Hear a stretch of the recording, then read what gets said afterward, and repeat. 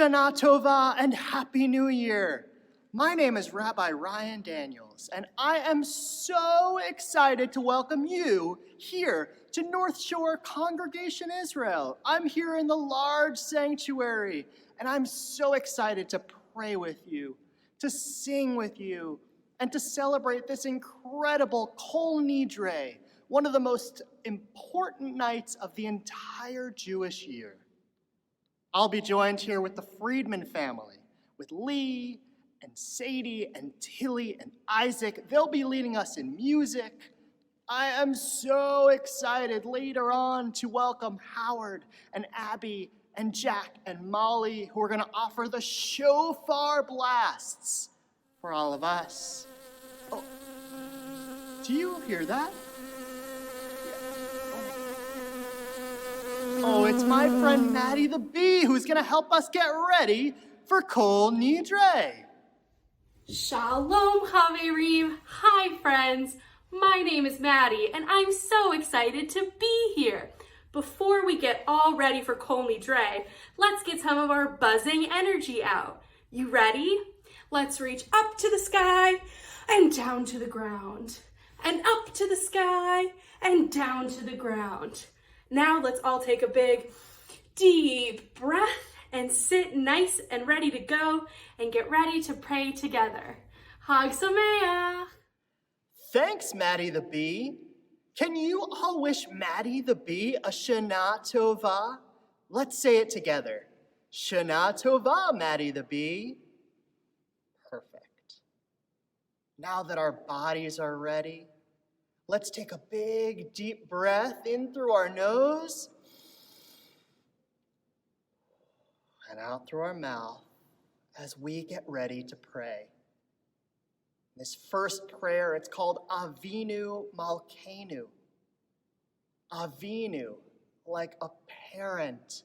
We know that God protects us and hugs us and keeps us safe. Malkeinu, like a queen or a king, we can turn to God when we need something, and we can pray, God, please be with us. Help us.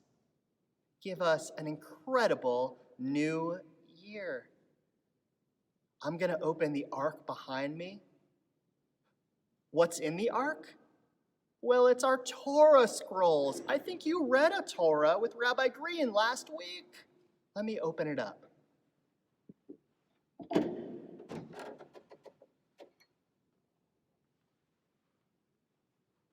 Isn't the ark beautiful?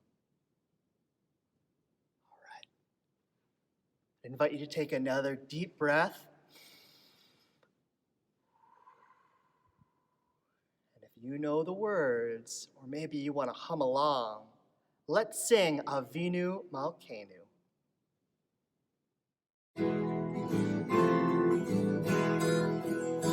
Avinu Malkeinu, Avinu Malkeinu, Avinu Malkeinu, Manenu Mahanenu, Ki Emanu Masi, Aseh Imanu, Tzedakah v'chesed, Aseh Imanu, Tzedakah v'chesed, Le'hoshienu, Avinu Malkeinu, Avinu Malkeinu, Avinu Malkeinu, Malkeinu Malkeinu, Ki Emanu Masin.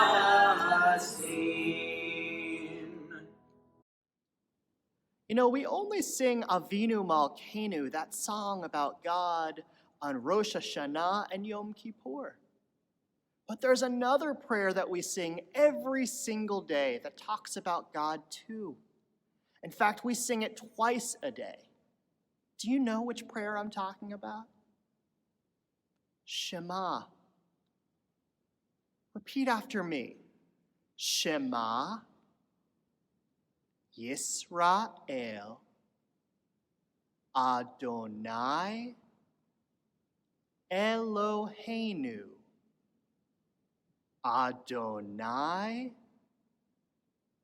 Echad. Hear, O Israel, Adonai is our God. Adonai is one. Shema Yisrael Adonai Eloheinu Adonai Echad Baruch Shem Kevod Malchuto Leolam Amen.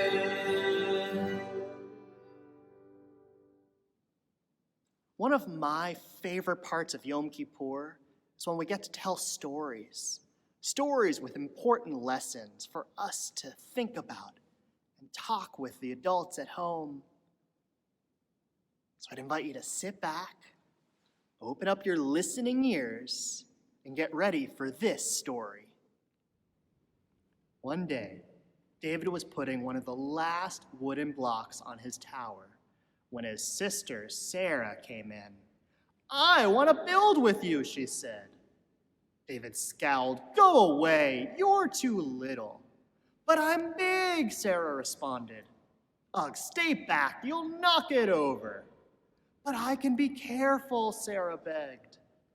"Go play with your baby toys, Sarah," David said back. "But David," she screeched, and Sarah ran over and knocked down his tower. David pushed Sarah, and she fell down to the ground. As Sarah sat on the floor crying, David turned around. "Zadie Morris!" Zadie Morris was David and Sarah's grandpa, and sometimes he took care of them. Zadie Morris just shook his head. "David, you just dripped from your sister's bucket. Like everyone else, Sarah has an invisible bucket. When it's empty, she feels bad. But when it's full, she feels great. Didn't you ever notice your invisible bucket?" Zadie asked. Invisible bucket, David wondered. Sometimes David couldn't quite tell when his Zadie was joking or being serious. But the next morning, when David woke up, there it was, a small bucket floating above his head. When David came down to have breakfast, his mom was in a hurry. "I've got a very important meeting at work. You need to be at Hebrew school soon, and we're running late," she said. David needed to eat breakfast, so he reached on his tippy toes into the cabinet for his favorite cereal. But David slipped, and the choco chip spilled across the floor. "David," his mother yelled, "you should have used the stool to get that." David could see his bucket tip, and big invisible drips spilled out. "Ha ha," Sarah laughed as she crunched the organic cereal with her toe. "Get the broom and clean that up.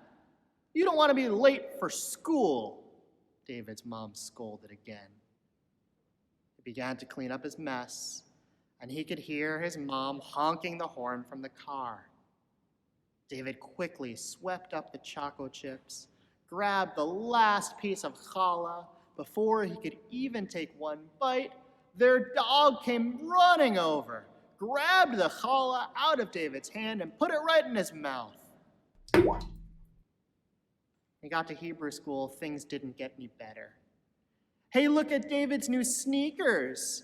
Ha, my baby brother has some just like that, Bucket Dipper said.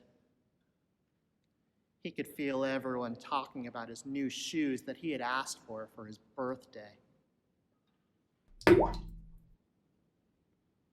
Watch out, said another kid, plowing past David on his way inside. It was still morning, and David's bucket felt almost empty. David felt angry and sad, and as he watched his friends walk into the room, he secretly hoped they would trip and fall. That's what it feels like when you have an empty bucket. David slumped into his seat and waited for something else bad to happen. Rabbi Susie walked over slowly to his desk and handed him a paper. He could hardly bear to look. David, Rabbi Susie said, you wrote a wonderful story about Rosh Hashanah and Yom Kippur. Will you please share it with the class? David felt a huge grin spread over his face, and he felt a big drop land right in his bucket. The day the shofar blast wouldn't stop. By me, David. The class grew quiet. They laughed at all the right places. When David finally read the end, everyone clapped. Even Hannah, who had sat next to him and didn't usually say hi to David. She told him how much she liked his story. He felt a whole shower of drops filling his bucket. Maybe today wouldn't be so bad after all, he thought. On their way to music, Rabbi Susie invited David to be the line leader. David's bucket was nearly full. David suddenly realized that his Zadie was right. Everyone else had a bucket too. He turned to Gabe, the new kid, and introduced himself.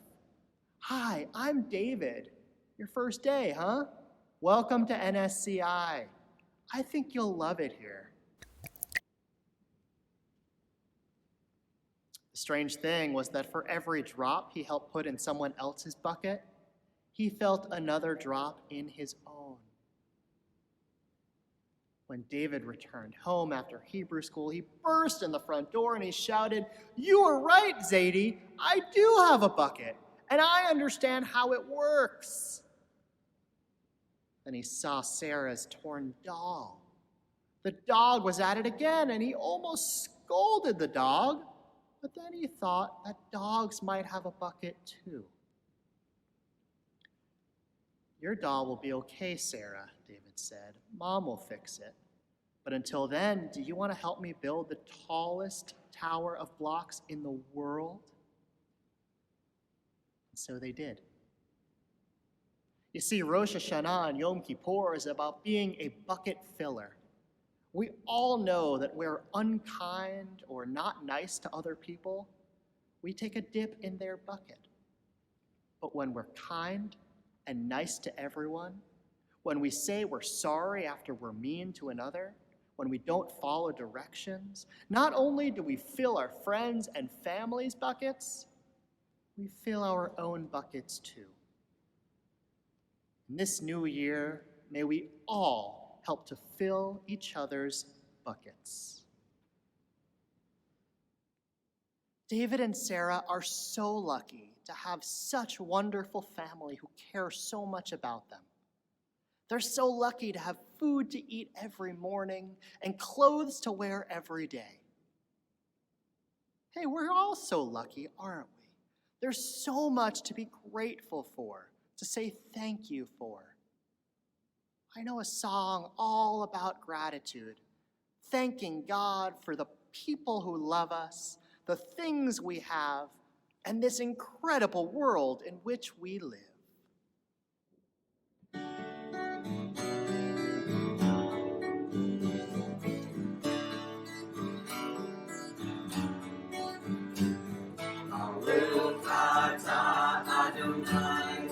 Thank you, God.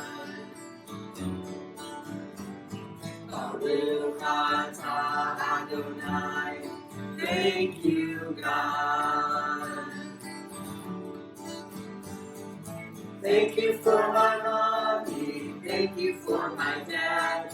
They love me when I'm happy, they love me when I'm sad. Baruch atah Adonai, thank you, God. Baruch atah Adonai, thank you, God.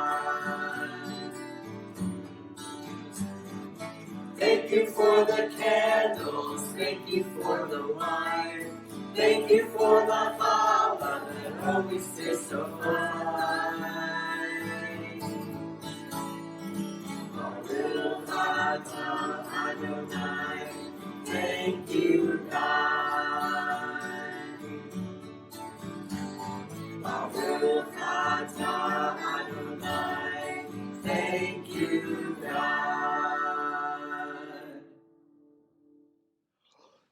It's that moment you've been waiting for. One of my favorite parts of Kol Nidre, hearing the shofar.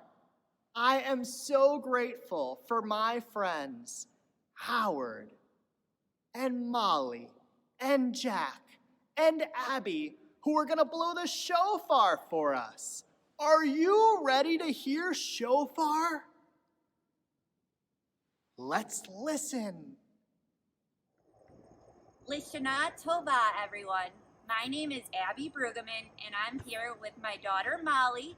Say hi. She is 6, as well as Jack. You say hi. Hi. And he is 8, as well as my father, Howard Sorkin, and we are the 3-generation shofar blowers. Tekiah, Shivarim, Teruah, Tekiah Gadola.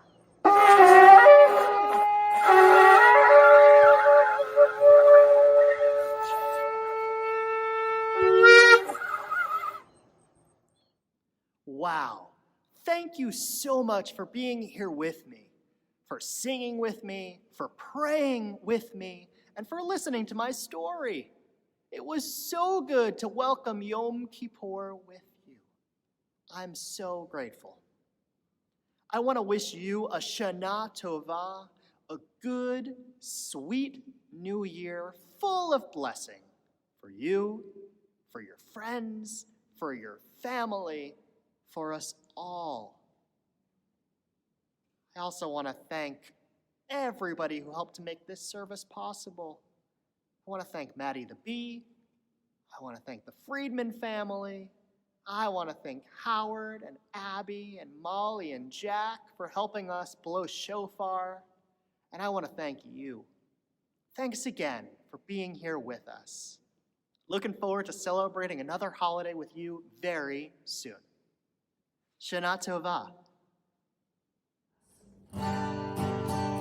Lishana Tova Tikateu, Lishana Tova Tikateu, Lishana Tova Tikateu, Shana Tova, Lishana Tova Tikateu, Lishana Tova Tikateu, Lishana Tova Tikateu.